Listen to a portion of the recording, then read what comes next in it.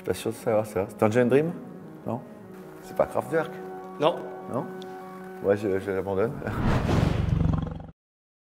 Bah, salut Marc. Salut. Comment ça va? Bah super. Bien arrivé ici à Namur. Ouais, ouais. Alors cette interview, elle va se passer de manière un petit peu différente. Je vais Ouais. te donner un casque que j'ai ici avec moi et je vais te passer des sons. D'accord. Et je vais te demander à chaque fois d'identifier l'auteur, Ouais. potentiellement le titre si tu as une bonne mémoire, et commenter le son. Ok. Et en fonction de ça, on va pouvoir parler de ton film. D'accord, ça marche. Ça marche? Ah, on y va. On va passer à la première.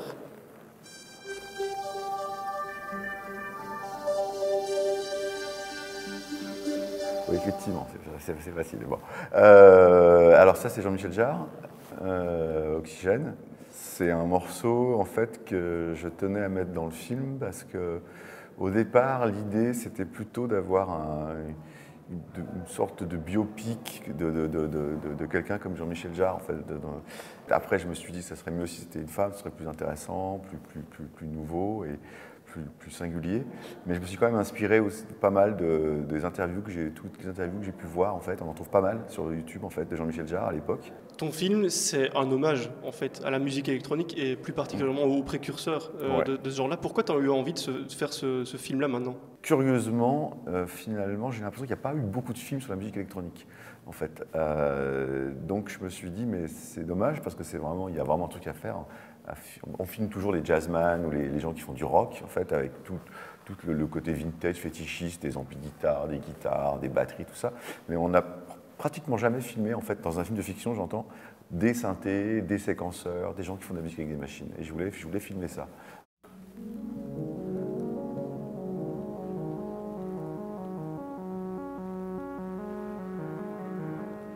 Je suis pas sûr de savoir ça. C'est Tangerine Dream? Non? Klaus Schulze? Non. Eldon? Non. Non? C'est pas Kraftwerk? Non. Non? C'est Laurie Spiegel? Ouais, c'est Loris Spiegel.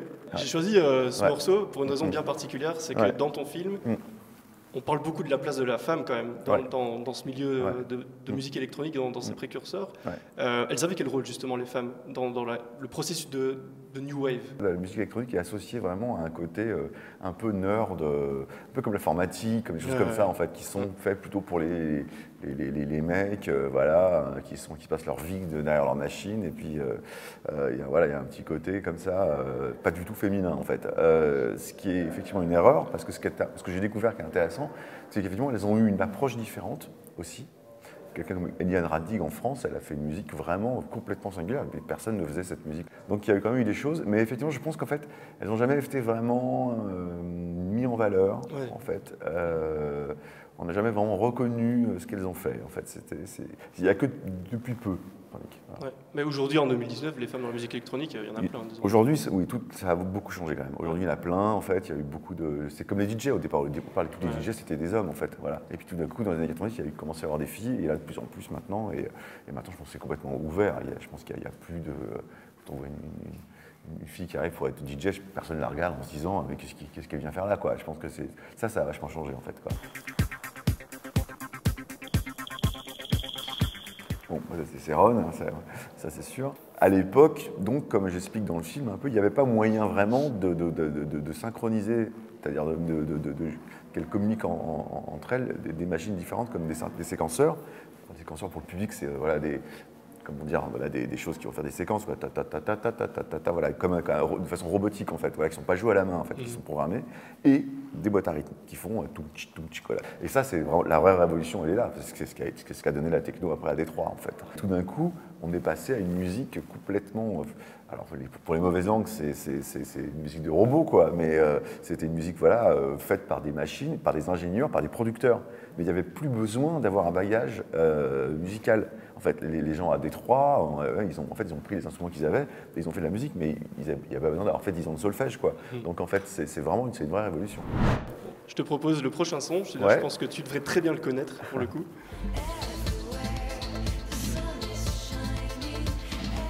Bon, c'est le thème du film, voilà.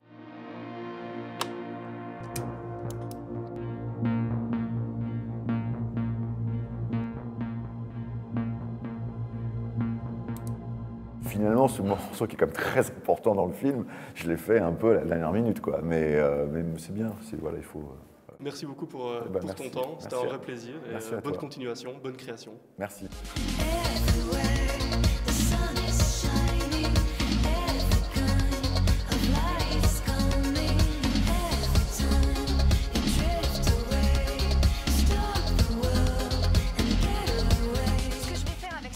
C'est un truc que t'auras jamais entendu. C'est ça le futur, c'est ça que les gens ils attendent.